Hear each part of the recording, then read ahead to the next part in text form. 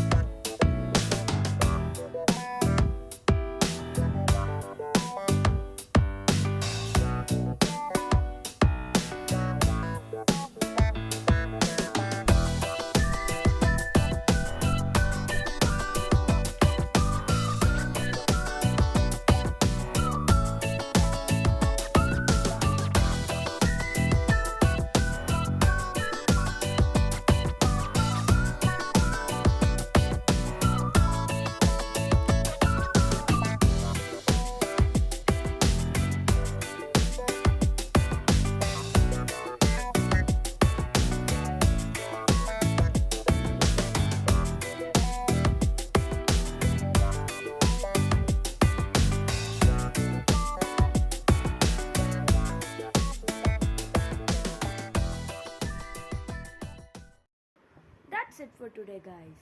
I hope you enjoyed the video. See you in the next part.